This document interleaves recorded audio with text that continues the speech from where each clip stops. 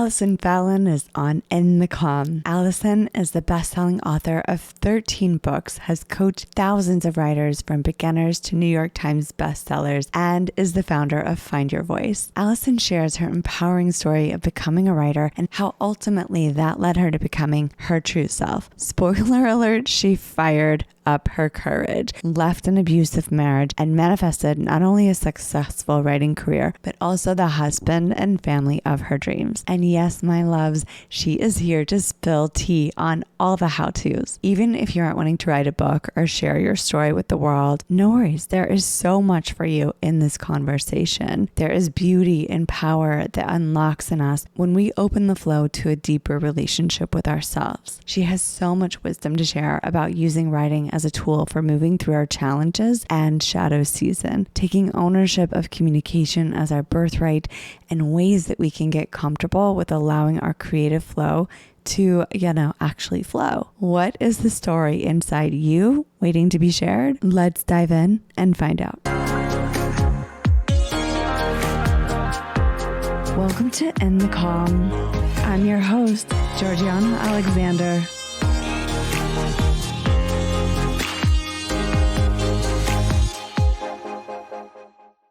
Ellie Fallon is here joining us in the calm. Thank you so much for being here. Oh, it's my pleasure. I'm really, really looking forward to this.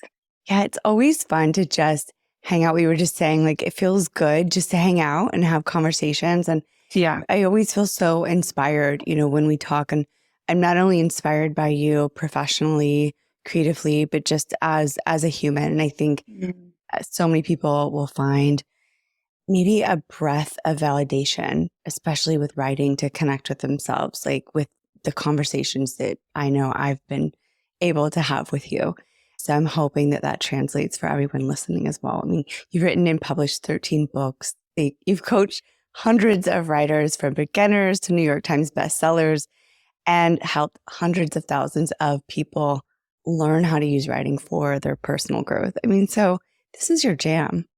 This is my jam. It's like my whole world and I love it. I've stumbled into this sort of accidentally, but yeah, it feels really true to who I am. And, I don't know if we come here with one great work that we're supposed to do, or maybe some of us have many, many things that we're supposed to do, but this definitely feels like it's one of mine. So it's a gift to get to give that.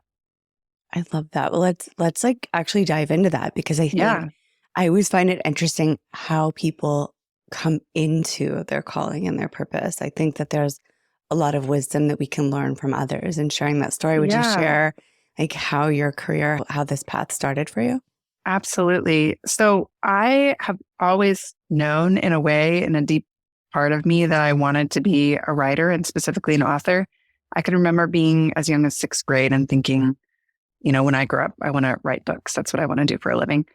And I had a lot of encouragement along the way. I had a 4th grade teacher who noticed that I had a gift for writing and was very encouraging to me. And she handed me a composition notebook at the end of that school year and wrote a little note in the front cover that just said, "Here, Allison, you're a great writer. Don't ever stop writing." So I had a lot of affirmation from people along the way. And then also, as I got a little older in high school and college, I got a lot of the stuff that I think many of us get, where when I would tell someone, when I grew up, I want to be an author, they would say, "Oh, that's so great. And also, can we think through maybe some backup options, because it's a little hard to make money as a writer," or whatever. People would just get very practical. And I think that was all very well meaning, but it did deter me from the path of being an author. I thought, okay, so people don't really get to be an author as a career. So I need a primary career, and then I can be an author as a passion project or a side hustle. So I went to school, I got a degree in English and then a master's degree in education. And I started teaching in the public school system, and I taught in the public school system for 3 years. And something kept telling me that this just was not the right fit for me. And I can't attribute that to anything other than just my dharma or my calling. I don't know what you want to call that, but it was something deep inside of me would not let me let go of this idea that I wanted to write books. And so I kept I have chills right now. I'm Dharma was calling you. It was calling you. It was like yanking at me. I would go to work every day and go through the motions, and I know a lot of people have this experience of like having a job and being like, this is not what I'm supposed to be doing. And yet this is what's paying my bills and it's what's keeping me financially alive. And, I had a great, like, I always joke, like I had great medical, like I had really good health benefits. And so it felt like almost like it felt so hard to let go of that, knowing that there was no safety net on the other side of it, that it was all in the way I would have said it back then is like, it would be all me. I had to try to make this work for myself. I did in 2010. So it's been, 2010 was the year that I finally said, to my school that I wasn't going to renew my contract the following school year, and took the leap. I had some money in savings. I had a few little side hustles going on. And I was like, I'm going to go write my book. And I figured it would take me about 6 months to write the book. And then 3 years later, I finally had a manuscript written. So that's a whole story in itself that I don't want to get too bogged down in the details of that story. It was like up and down and up and down and up and down. But my first book published in 2013, that book did very well in the marketplace, better than I think the publisher expected it to do. So that was like a happy surprise. But on the other side of that, there was also the book did great. Everyone's like, your book did so good, but it wasn't like I was like getting royalty checks that would support, support me. It wasn't like paying my rent. Yeah. And so I still had to figure out what I was going to do on that front. And so I started doing, out of necessity, I started coaching other people who wanted to write books. I was like, okay, well, I did this. I kind of figured out the path to securing an agent and a publisher and writing a book proposal document and getting the book out in the world. So I was like, I can use my skill set as a teacher and also this experience I just had and build a curriculum for people. And I started coaching people. So that has been a big part of my career and my passion for the last decade plus. But out of that has also grown. What happened was about 3 or 4 years into that, I also went through this huge personal shift in my personal life. Went through a divorce. I left what was a very toxic, abusive relationship and had to find myself on the other side of that. And because I worked in publishing and the publishers were expecting the next book from me, I was working on this book and I started to feel this tension between the book that I was supposed to be writing and this story that was unfolding in my life. And I was supposed to go and sit down and write this book. But what I kept feeling myself needing to do was to go write what was happening to me. And because I worked in publishing, I had the blessing and the curse of knowing like this, nobody cares. Like nobody wants to hear about your sob story of what you're going through in your personal life. Like this is not publishable material was what the voice kept telling me, this like practical, logical publishing voice. And yet I couldn't kick the pull to go do that. So again, it was like my Dharma pulling me in this other direction. So I would go every morning for a couple of hours to the coffee shop in my neighborhood and just write this thing, knowing that nobody's ever going to read this. This feels like this huge waste of time, but I'm going to do it anyway. And what I discovered was that writing that story literally saved my life. I mean, I used that experience to help me heal from years of abuse and neglect of myself ultimately. But so then I was like, I need to do this with other people. Like it's great to help someone take a great idea that they have and turn it into something that you can publish and get a publishing deal or whatever. But what's even more satisfying and fulfilling for me is to talk to someone who really has a story that's unfolding in their own life, like outside of their own control, and to go, like, what happens if we take this and put it down on paper? It not only reshapes the way that you see yourself inside of the story, but it also can become a life raft for other people. Because now this book, the book ended up becoming my second book, which is called Indestructible. I never thought I'd be able to publish the book, but I did publish it in 2017 that book came out. And I get like the most beautiful responses, letters, emails from people who have read the book and said, I read your story and I left an abusive relationship because of you, or I read your story and I changed the way that I thought about my partnership because of you. I got a message from a guy on Twitter who said, like, I treat my wife differently because I read that book. So, like a lot of really beautiful ripple effects have happened from the book, but have happened inside of me letting go of the need for there to be some particular publishing outcome. I love working with people who are like, either A, they say, I would never publish a book. That sounds terrifying to me. Or they're like, it would be cool to publish a book, but I have no idea how I would ever get there. That feels like such an undertaking. But they know they have a story that's burning inside of them that they want to tell. And I love partnering with those people to help them figure out a way to tell the story. Uncover. Wow. I mean, there's just like so many things in that conversation alone. I kind of want to go back to. First of all, I just love your story. I love your story so much. And your vulnerability that you offer in that, you know, and I know what it took for you to be able to show up in that. And I think that's what so many people are afraid of, is showing up in that vulnerability and showing up and really letting themselves be seen. But that's actually where the power of moving forward comes from, is in that vulnerability.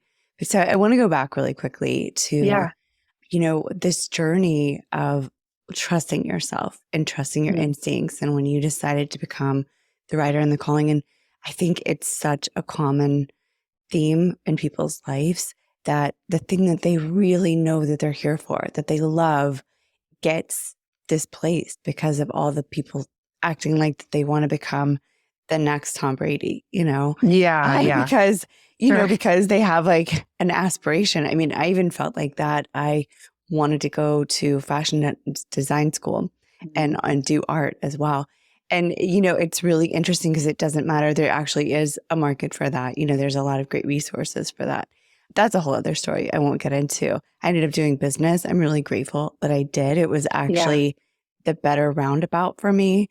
So, but with that, any big dream that I've ever had, that I've ever heard people have, even if it's not unattainable, it's like if it comes out and it's a passion for you and it's not in the package of doctor, lawyer, teacher, something that's very tangible for others to understand, it gets pooped on. You know what I mean? Yeah. It really gets beaten up, and then it makes you question yourself. So I love that you were able to pull yourself out of that, even though you went that path initially. And it sounds like it was the right path for you because it gave you that foundation in education. Yeah.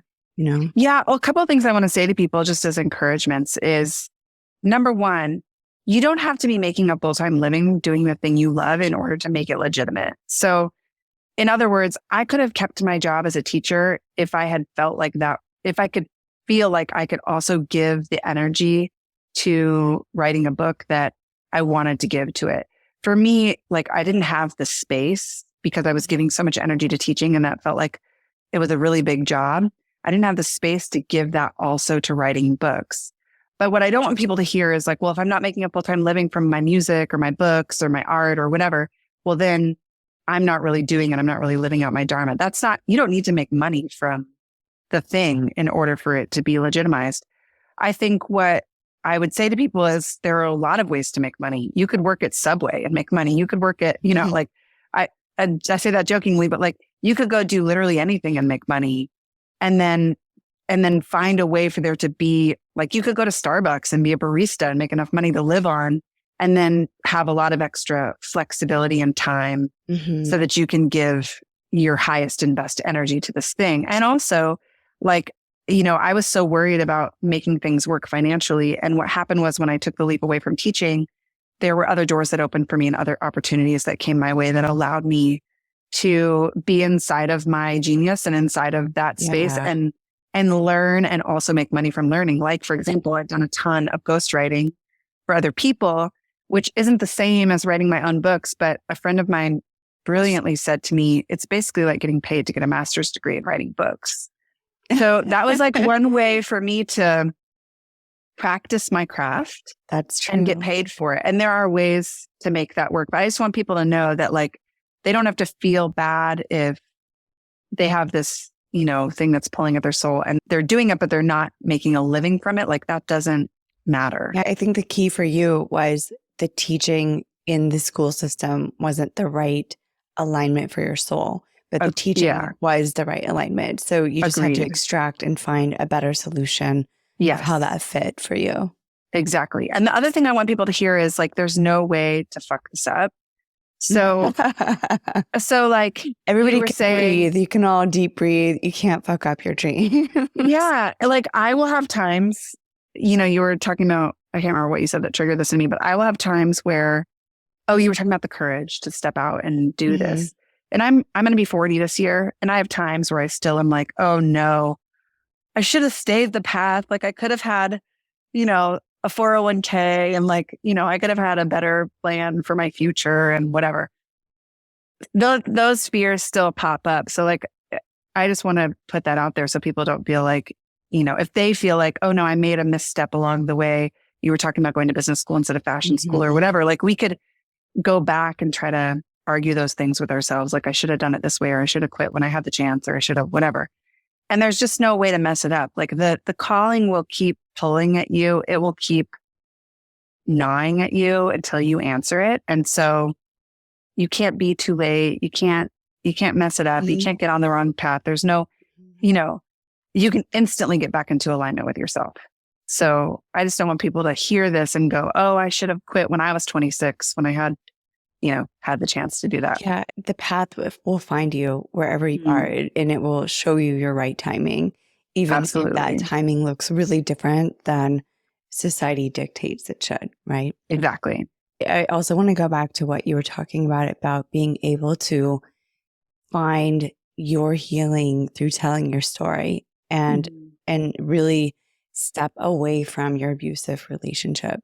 Because I think that for everyone listening, and I want to get into this too, because I love your thought process on this, that writing is really about learning to communicate with yourself and about learning to go inward. So whether you never even have any interest in writing a book, just as with what you went through, it not only empowered your steps forward, it empowered so many and impacted so many people's lives that you never could have even imagined.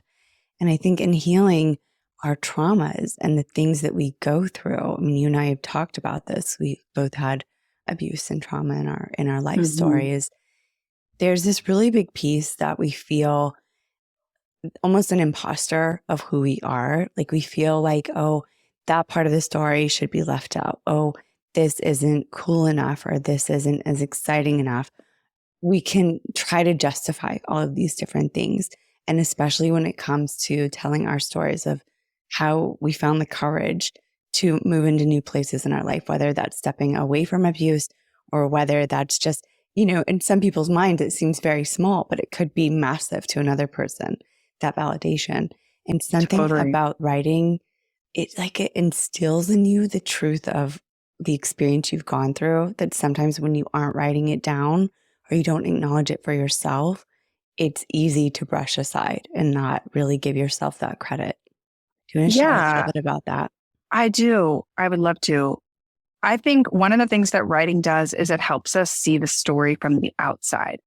So when you're living the story, you're living it from the inside. And there's a common phrase, I don't know who started this, but that you can't read the label from the inside of the bottle. It's just a cool image to remind you that you're living on the inside of the bottle and you're trying to read the label upside down and backwards. And what writing your story does is it allows you to read the label from the outside of the bottle. So what happened when I put my story down on paper was I saw it from the outside and I started to see what had happened to me as if I were an observer or an onlooker of my life, instead of inside of it, from when it's just it's like an onslaught of information that's coming in that I can't sort or make sense of. Yeah. So, I don't want people to get stuck inside of this, I got to make sense of my life, but you have to know that your brain is trying to make sense of your life, whether you know it is or not.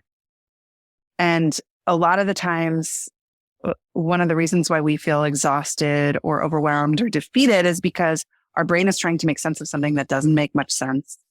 And we're living inside of the bottle, and we need to step back and to see our life story from an onlooker's perspective, from a neutral space, and be able to see ourselves as the hero inside of the story, see the transformation that's taking place, make sense of it, make meaning of it in a way that's constructive.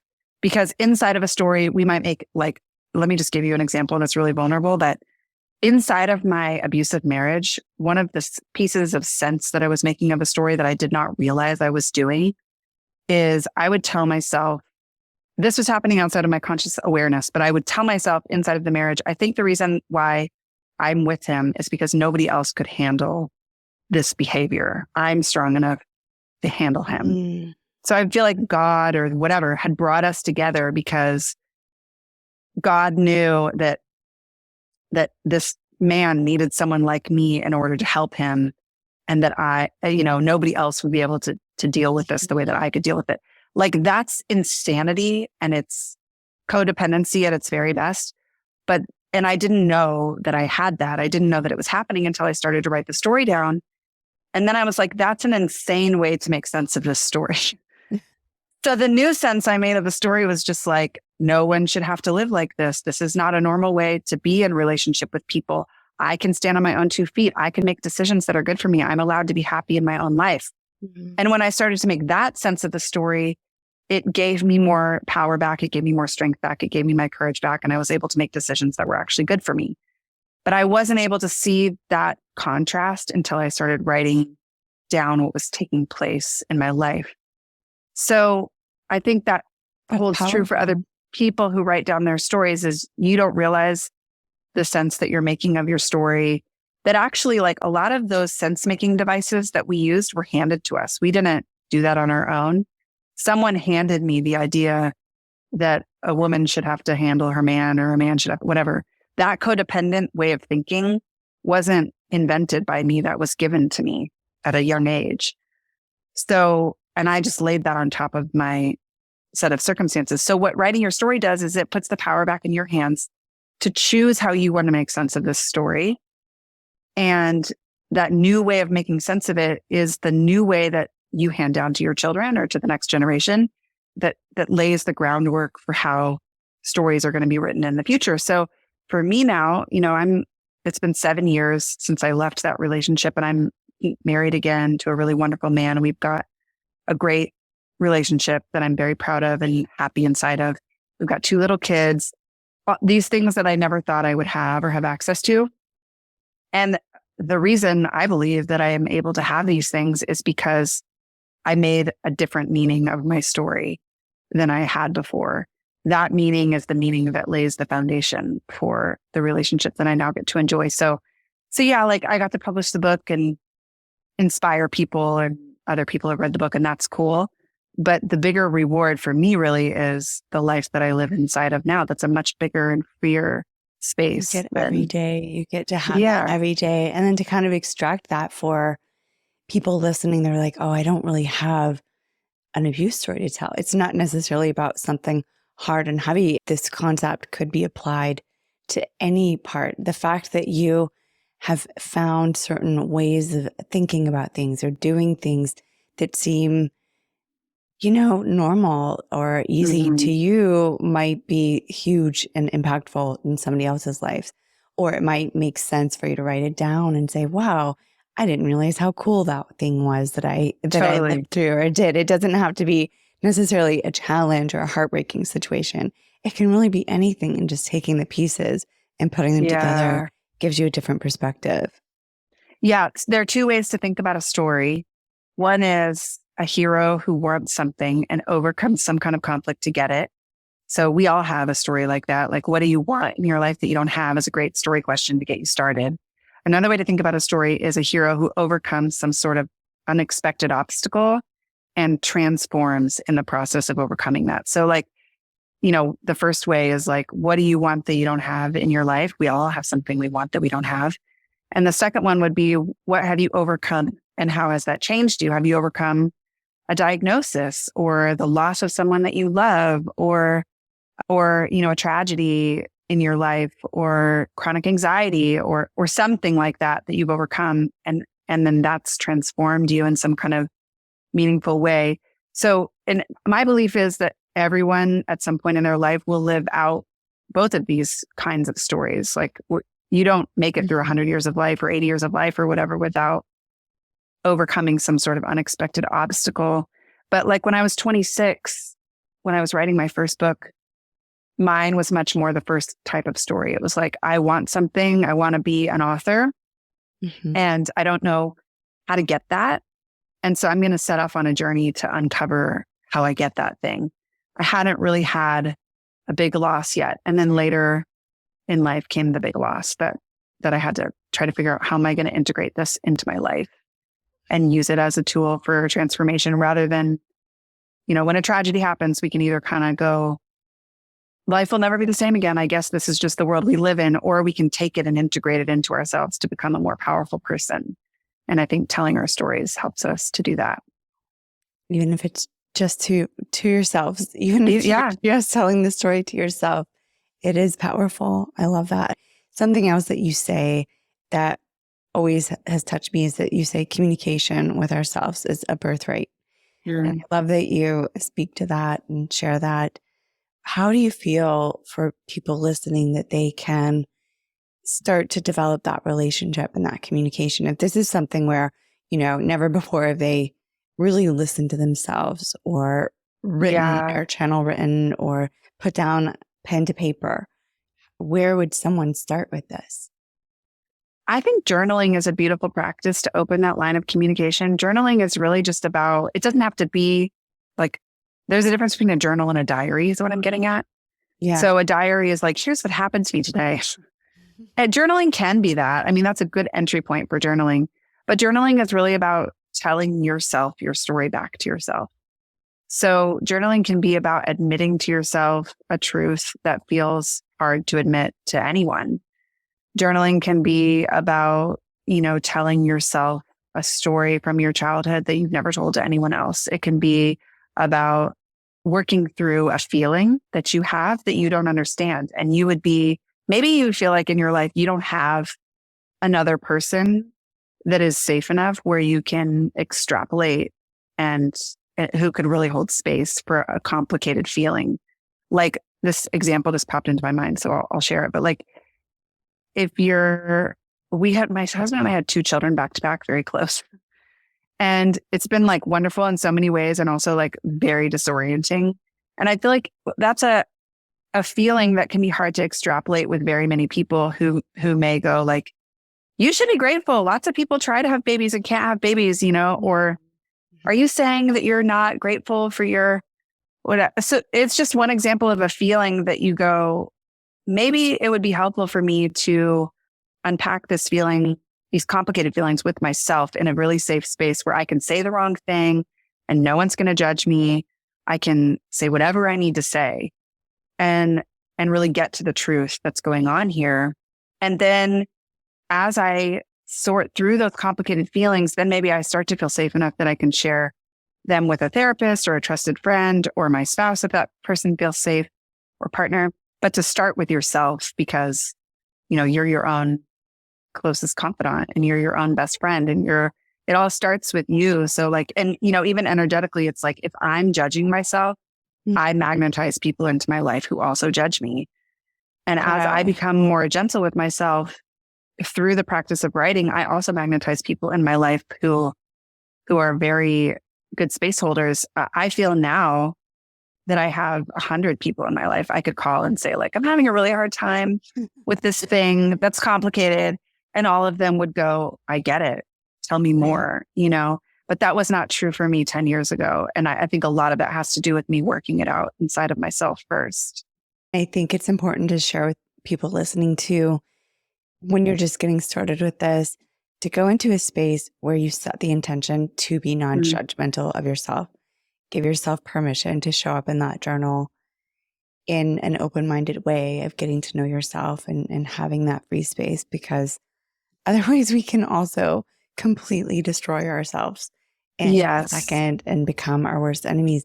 What are your tips, would you say, for people who are feeling imposter syndrome, even into writing to themselves, like, who am I to do this thing? Whether it's writing a book, writing in a journal, or being their own worst enemy. Like what have you seen in working with people? Yeah. Well, it's interesting because that block, I'll hear a lot of people say like, writing feels so self-indulgent. I just don't know how I'm supposed to make the time for something that feels so self-indulgent. And I have started saying recently that people who feel that writing is self-indulgent are terrified to be with themselves, to be with the self. Writing is self-indulgent.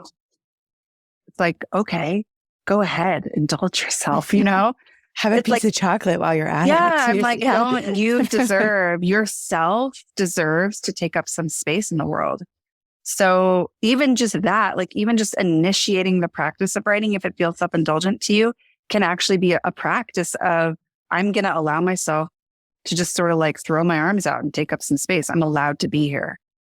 So even just putting the words on the paper can be the start of that, even if the words don't have any meaning to them at all. So that would be the first place I would say to start. And then the other thing that came up for me to say, and I don't know if this exactly answers the question, but I'm going to say it because it came up for me, is to remember one thing I've seen to be true as I've worked with writers is that when you write what's true, something amazing happens, is the truth can morph and change.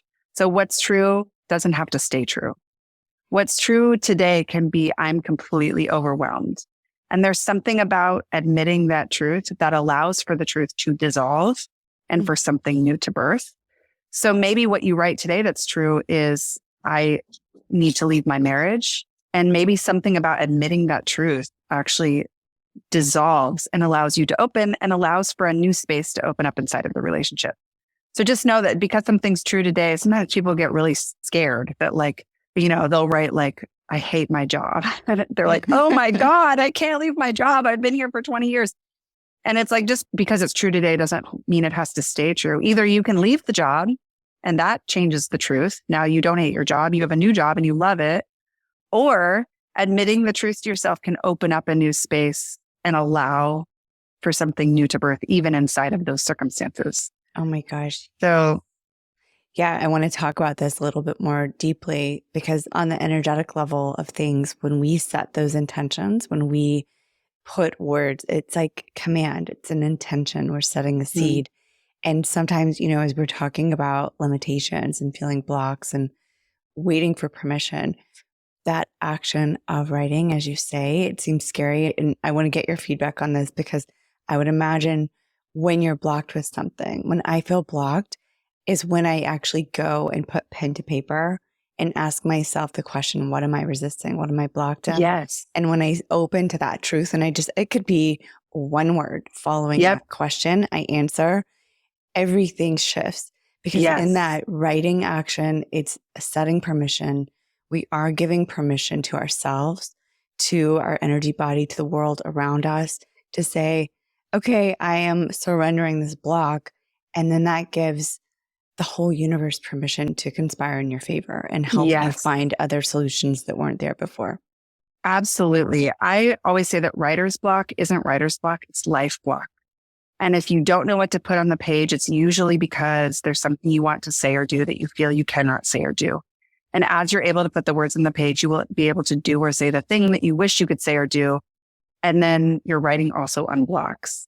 So this is cool because writing becomes this amazing diagnostic tool where I can go, I'm blocked in my writing. So this shows me where there's more space to open. Like I think of it like a house where I was telling a client the other day, you have a house where like the master suite, you didn't know was there. The door was closed and you just thought that was a wall. And and it's like through the act of writing, you open the door to the master suite and you realize you have 800 more square feet of living space that you didn't even know about. And so think of the act of writing like that. When you come up against a block, it's a closed door that you think is a wall.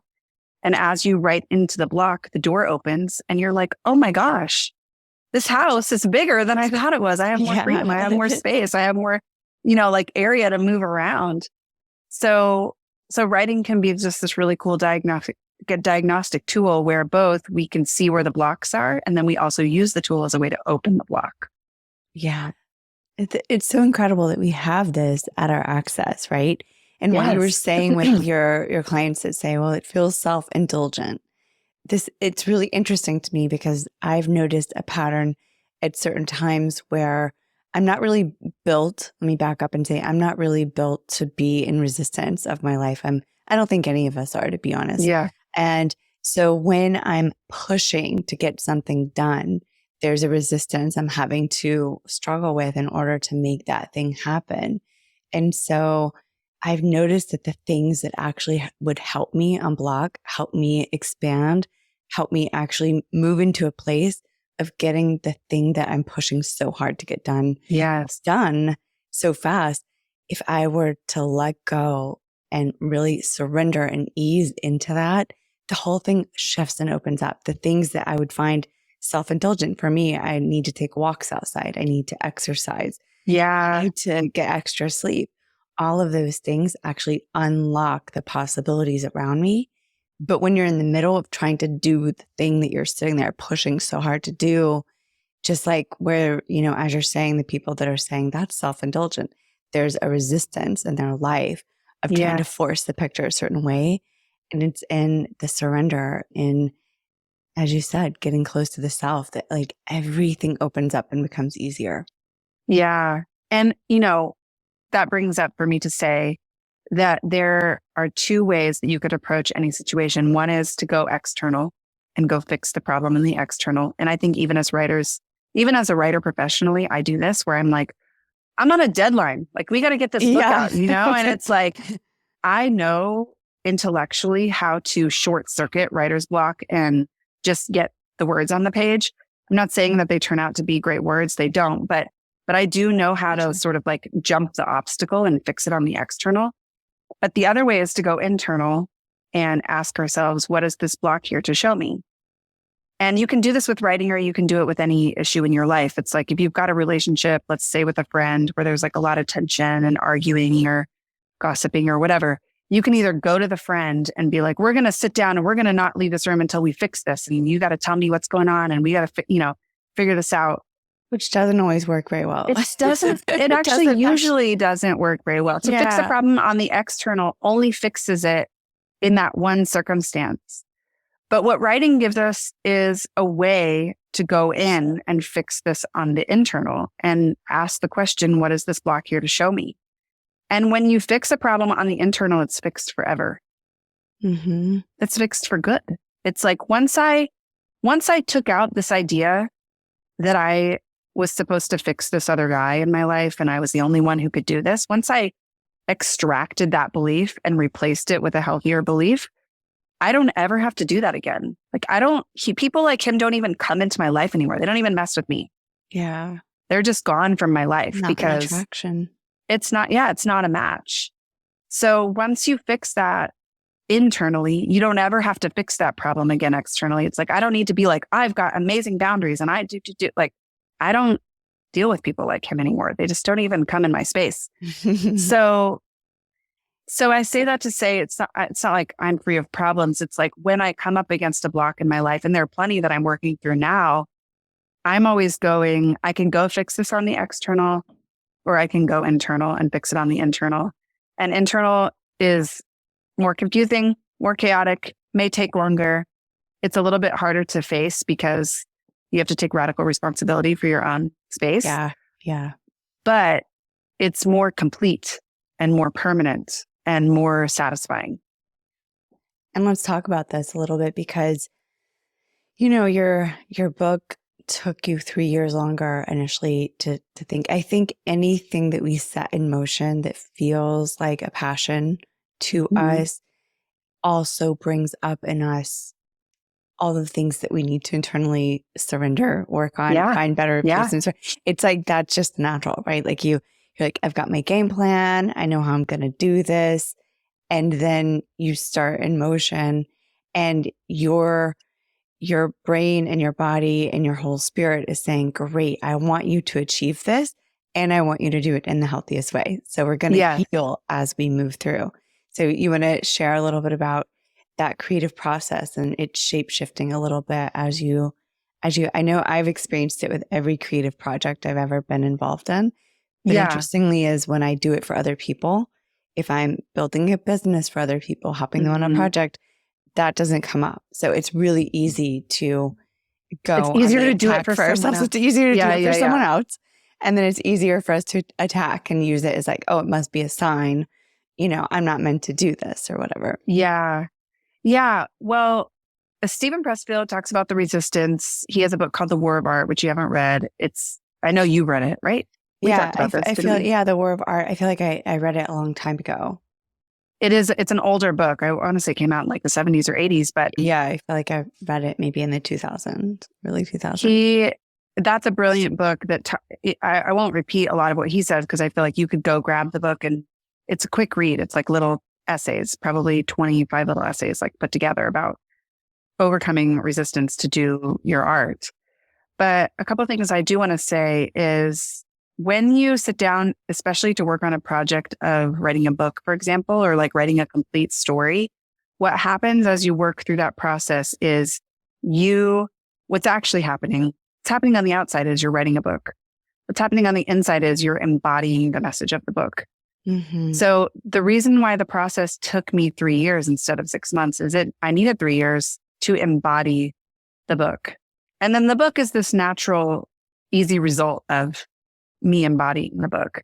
So it's like a process of manifestation. It's like with anything, if you're trying to manifest a certain amount of money, for example, you have to embody that amount of money, that you are worth that amount of money. And then the money shows up easily and effortlessly. Yeah.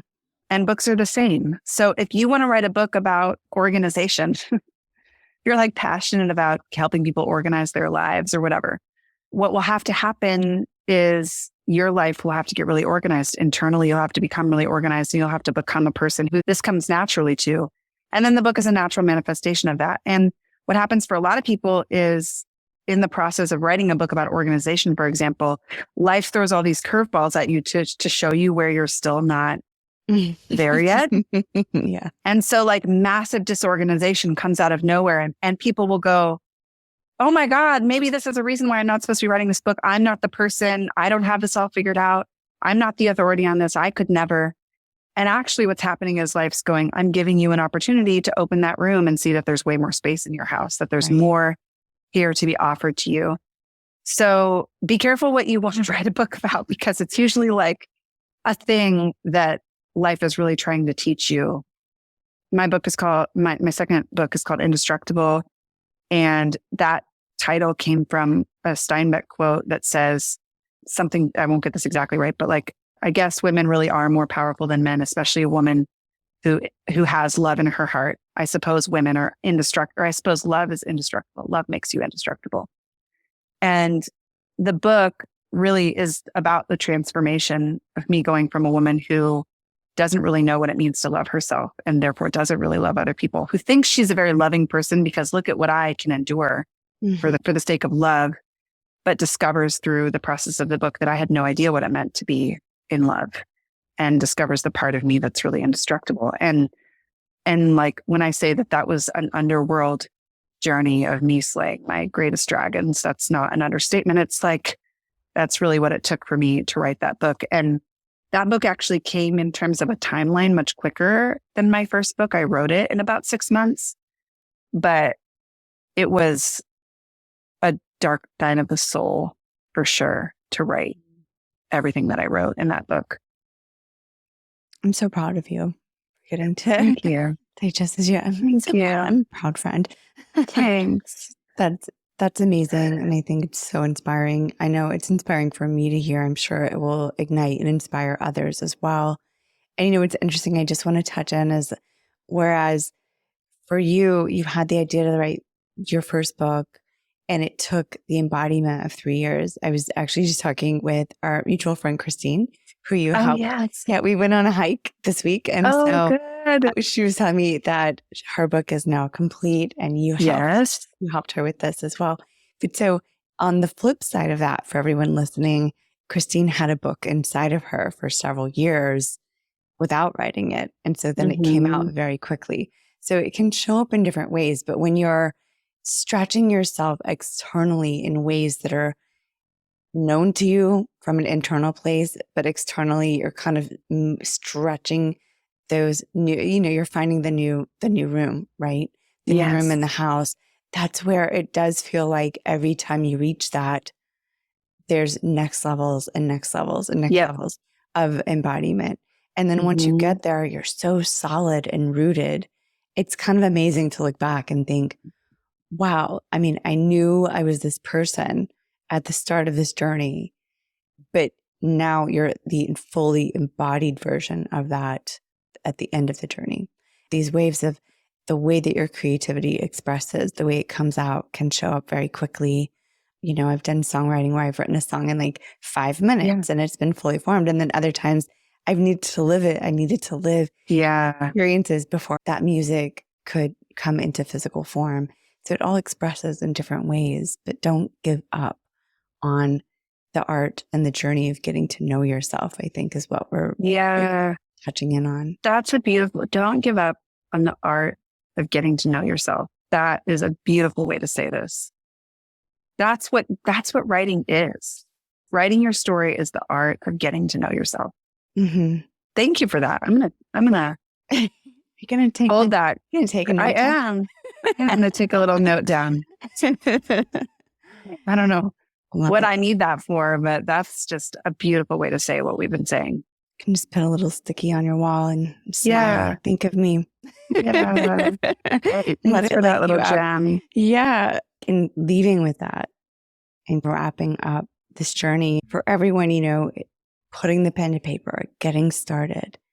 What for you feels like that art of getting to know yourself, that flow of getting to know yourself? Like, what are the tips that you've learned in helping others and in doing this for yourself that actually are the tangible tips that people can start with? Like, okay, I'm journaling, but maybe there's like a process, like getting to know yourself from the lens of writing. So I talk a lot about creating a pre-writing ritual. That's specifically to people who have already said they want to use writing as a practice to get to know themselves. So the reason why I have people create a pre-writing ritual is because there are all kinds of other tools that are great tools for getting to know yourself. Writing is just like one piece of a giant puzzle.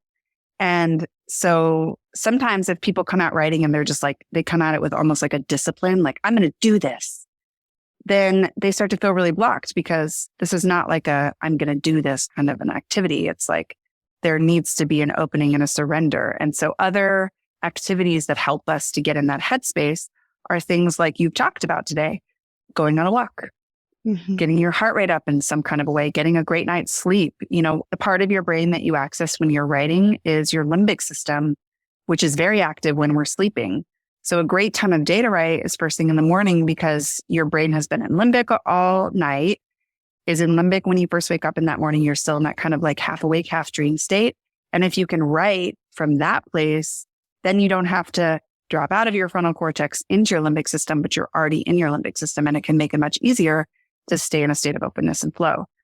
So going for a walk, getting a good night's sleep. One thing that I definitely do before I write is actually in the last 2 years, I haven't been drinking at all, but I will the night before I write, even before, the last 2 years, I would not drink, not eat a lot of sugar, try to eat like a really good high protein meal, go to bed at a decent time, wake up, drink a bunch of water, have a cup of coffee. I like a little kick of caffeine in the morning and then sit down and do my writing. So those are just a couple of suggestions, but like yoga is a great one. Meditation, therapy is another really good, like ancillary resource to writing, EMDR, being out in nature, like all these things that are great ways for us to access our own openness, our own surrender, our own creative flow. They all fit together. So writing is just one part of that puzzle. And writing is beautiful because there's actually words on the page. It's like looking at yourself in a mirror where you can see the reflection of yourself back to yourself. But even if writing doesn't call to you, don't force yourself to do it. If nature and meditation and yoga call to you and you want to do that instead, for years, I was like, I got to convince everyone to get a writing practice. And then I was like, what am I convincing people to write for? Because I believe we have somewhere deep inside of us an innate draw to it and a desire to do it. And so what I want to do is if people are feeling that, I want to give them access. But if you're not feeling called to it, then do the thing you're feeling called to, because you know better what's good for you than I would know what's good for you. So if you're feeling called to yoga, go do yoga. If you're feeling called to silence, do silence. If you're feeling called to taking a walk in the morning with no phone, then take a walk in the morning with no phone. But if some of those things help you to open up your writing practice and that's feeling good to you, then hopefully that can be a good little assist. I think those are great tools. And I find such openness in rituals and in ritual practices. And even in writing, like for me, I'll find conversations inspiring. So, after this conversation, an idea might come to mind, or I might listen to a great podcast and that might inspire, oh, I want to kind of journal. Like, what are my thoughts on this? And it's a great way to get to know your own voice by writing your opinions about different things that you hear or engage with, even if it's podcasts, even if it's not in real life with your friends. Totally. So there's so many different ways, but I love your tools and rituals and your beautiful story. Thank you so much for sharing. It's just really validating and liberating, I would say, getting to share in these conversations where there's permission. Like you've given permission to say, do it your way, find the way that feels good to you. And if you want to do this as a writer, you have a lot of different avenues to show up in this, and don't let any of them stop you. Go forward and find your own path with it.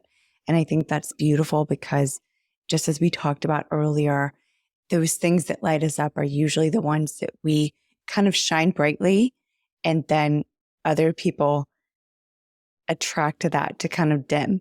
But we are also like in that dimming behavior. We're attracting that as a way to say, oh, that's not safe. We need to shut that down.